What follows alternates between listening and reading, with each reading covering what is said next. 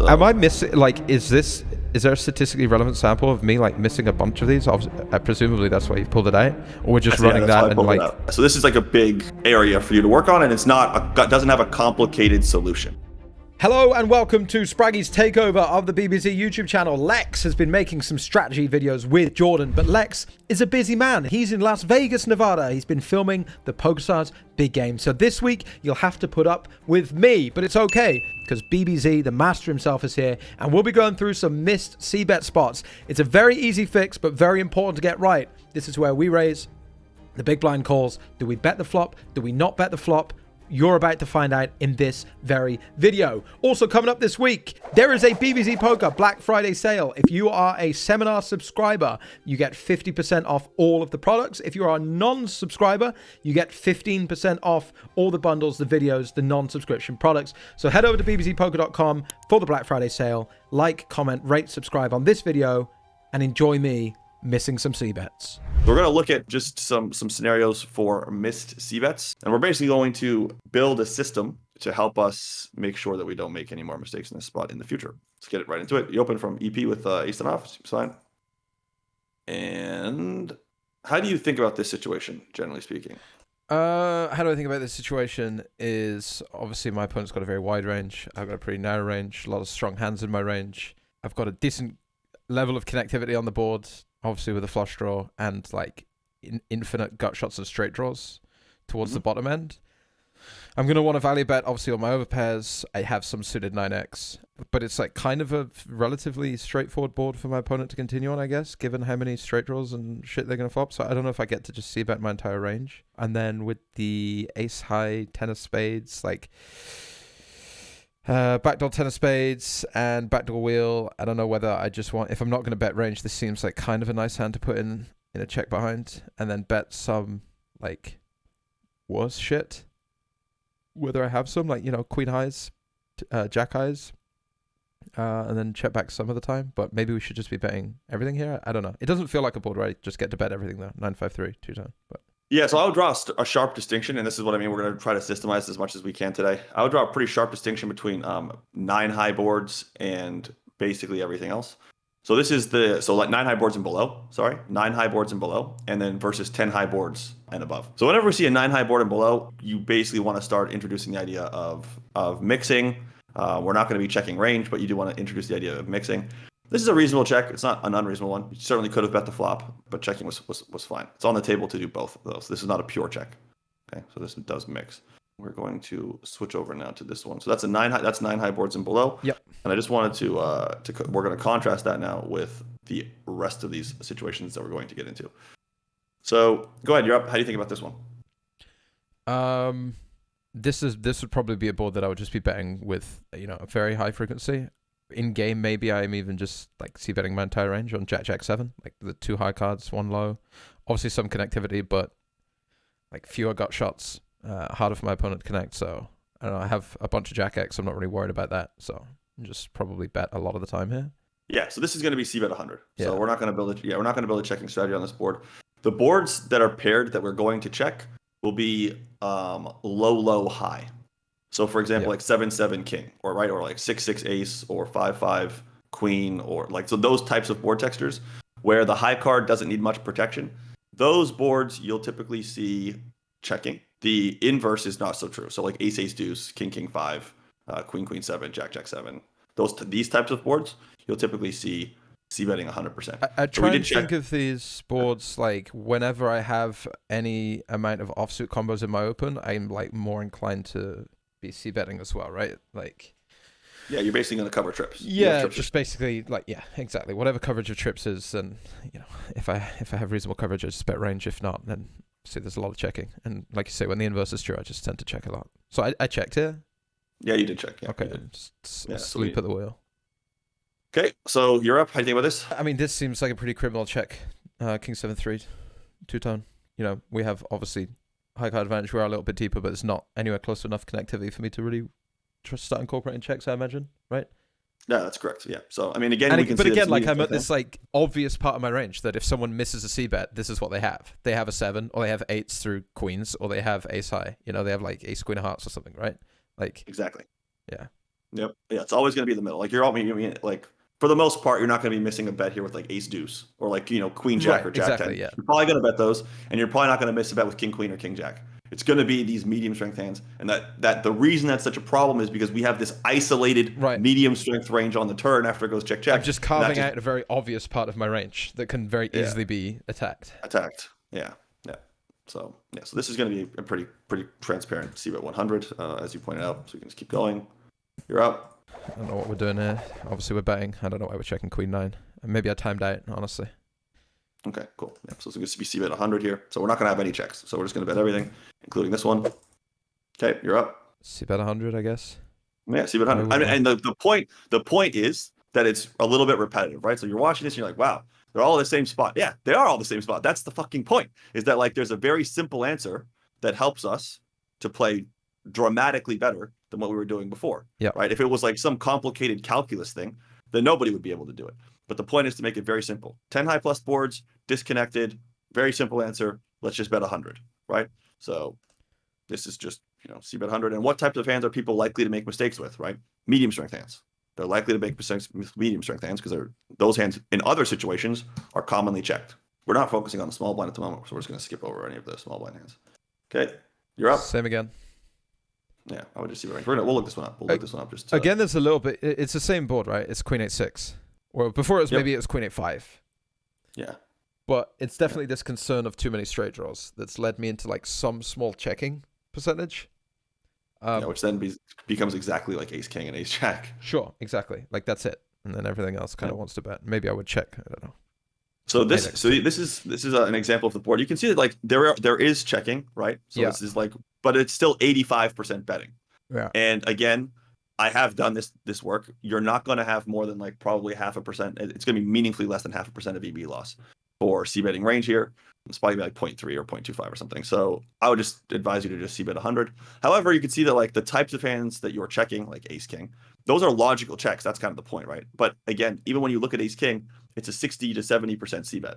It's not a mostly check hand. It's a mostly bet hand. Sevens, same thing. This is another hand that's pretty logical. It's another medium strength hand. But you have to make sure that you're offsetting these hands if you build these checks. So if you want to go the extra mile and try to build these checks, you have to make sure you're checking hands like pocket queens, which is not that difficult of a hand to check. Mm-hmm. You did check a hand like queen 9, so that was good. It was good to see that if you're going to check, you are checking at least some strong hands, although you point out that it was probably a mistake in that instance. It is checking a hand like pocket 8s, which is not, at least sometimes, which is not this is easy less obvious for me, given the board and the unblocking properties and whatnot. But you want to make sure that you don't just have medium strength hands. Can we look at aggregate reports here of like, obviously like the ace high monos is about it, but like, is there any connectivity level? Is this as bad as it gets on anything higher than 10 high, like the 10 high boards?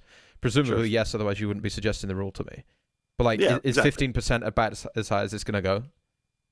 Yeah. You might see 20%. You might see like 20%, but it's never going to be like 35. Right. Never really meaningful enough to like start darting around and going crazy with checking. Yeah. Okay. So this is going to be all flops, unfiltered for connectivity. Mm-hmm. So if we then identify the primary risk factor as straights being possible, so we isolate boards where straights are not possible, right? This is all boards. So across all boards, it's going to be 10% check. This is at 35 BB.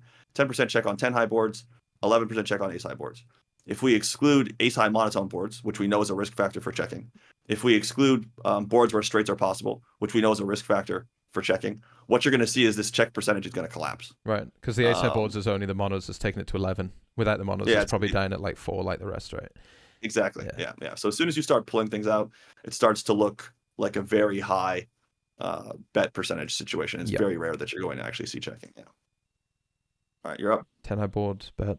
No straights, bet. Yeah, this one's too easy. I'm missing a lot of these though, eh? I mean, Queen 7 deuce rainbow. I mean, I don't know what the fuck I'm doing checking here.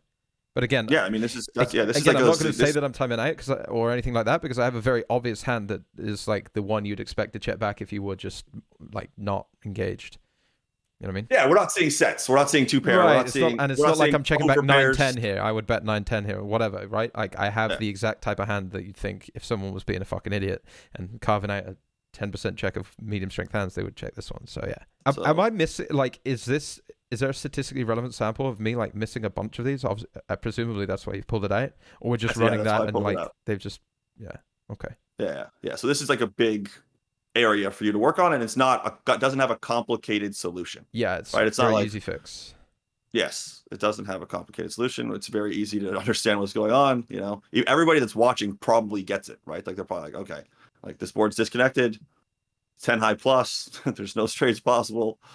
We're not even deep, right? Which is one of the other risk factors this is around just checking. brutal. So we should just be betting, right? And then obviously, we checked, and there is a large supply of these hands. Like there's, if there's like, a couple of them, then I wouldn't say anything. But there's, over the last month and a half or so, there's like almost 100 of these, which is a lot. Yeah, so, that's heaps. Yeah. All right. So let's give me 1 minute here, and I'm gonna find something else for us to look at, because you get it. I mean, you understand. You understand where the mistake's coming from, how to fix it, so we can move on. And also, it's quite nice to have a very obvious hand class that I'm making the mistake with, so that like it's going to be like a trigger for me when I see it about to happen. You know what I mean? Sure. Like every time I see one of these pairs or eight sides on a board like this, I'm like, yeah, it's going to be like a spider sense. I need to make sure I bet. Slap on my wrist that I'm about to do something I don't want to do. Okay, so what we're going to look at now is just some different scenarios where you're basically just check calling with top pair. And I just want to kind of hear your thoughts around how this works. So you're up. My thoughts are my opponent's going to bet a lot of the time on Queen Jack 4 versus my big blind defense, given that my range is very wide and there's not too much connectivity like bottom end. I would start check raising. I think I'm still going to flat King Queen here. Obviously, I'm going to flat hands like this one, all the way down to Queen Deuce suited. So my threshold for check raise stack off at 25 blinds obviously is a little lower than if we were like deeper. Like my top pair increases in value, I guess. But I would probably start check raising. I would for sure check raise King Queen. I don't have Ace Queen pre.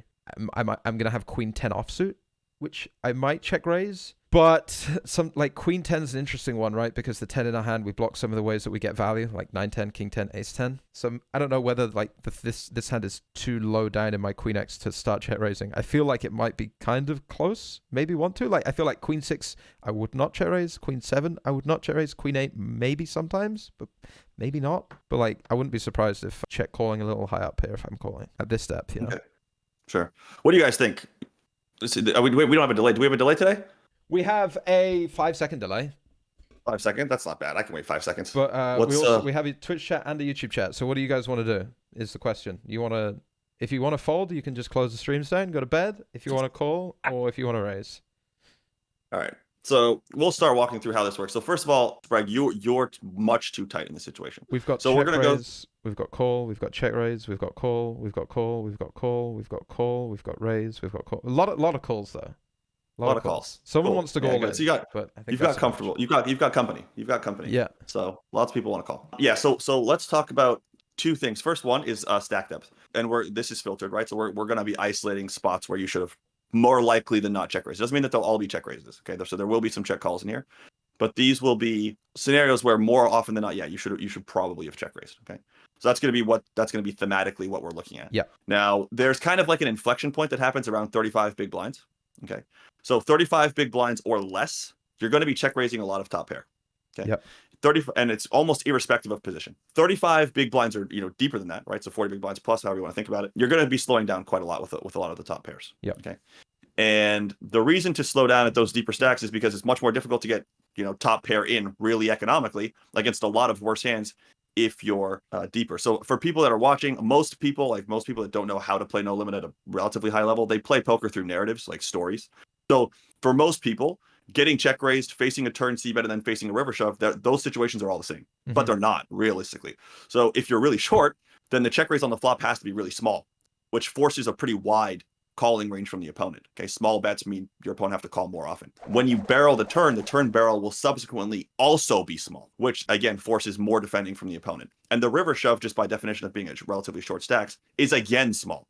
So you might look at a small flop check raise if you're short like this, 25 bigs. You might be looking at a small flop check raise followed by like a 35 or 40% of pot turn barrel, followed by a half pot river shove to get stacks in the middle, right? Or a 60% river shove, something like that. It's not going to be like check raise the flop big, overbet the turn, 2x pot the river, right? Yeah. Which then leads to really narrow calling ranges. So in these situations, we're going to be up against pretty wide, because we're short, we're going to be up against pretty wide calling ranges, which means our opponents are going to have to stack off with hands much worse than top pair across all three streets after we check raise. Yep. And then, things get compounded a little bit by position. So obviously, the fact that this player's on the button. This hand is much closer to a 0% check call than it is to a pure check call. You specifically cited a hand like Queen 10 as being close. Queen 10 is pure check raise. So we can just take a quick look at a model here. So Queen 10 is pure check raise. Queen 9 is pure check raise. Queen 8 is pure check raise. Queen 7 is pretty close to pure check raise, is pretty high frequency check raise. Queen 6, but we can check raise Queen Deuce. That's not an unreasonable thing to do. Yeah, we can check raise top pair. Close is probably the wrong word to use. Like I said, Queen 5 would probably where I would be definitely sure that I didn't want to check raise, and obviously we see that doing it 50% of the time, so I'm way off there. Queen 10 was more like, some of the hands we drive value from blocked. Sure. But yes, I hear what you're saying. Like if it's 100%, we're not even considering that shit. Just exactly. Yeah, at 25 blinds deep, we have top pair here. Most of the time, we just want to, like you say, very aggressive check raise. Very aggressive check raise. Yeah, and it actually works counter to what a lot of people think and the way that a lot of people play. And essentially, when people think about no limit in big pictures, and I think the big picture ways of thinking about the game can be really, really helpful because they can get better a lot faster. When you're really deep, it's really important that you don't trap. Yeah. Right.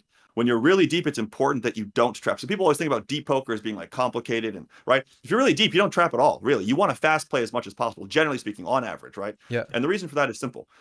There's so many chips to be won that if you play the hand slowly, you won't win them. Yeah. And that's going to be relatively expensive when you contrast that with fast playing those hands. So if you're really deep and you have a set, you should probably check raise. If you're really deep and you have 2 pair, you should probably check raise. But when you're shorter, so here we have 25 big blinds. The ranges here are wide. You're up against the button. We're actually check calling all the strong hands, right? So Queen Jack is a lot of check call, especially when you compare it with King Queen or Queen 10. So the top 2 pairs check calling a lot more than top pair with a good kicker. Queen 4 is a pure check call.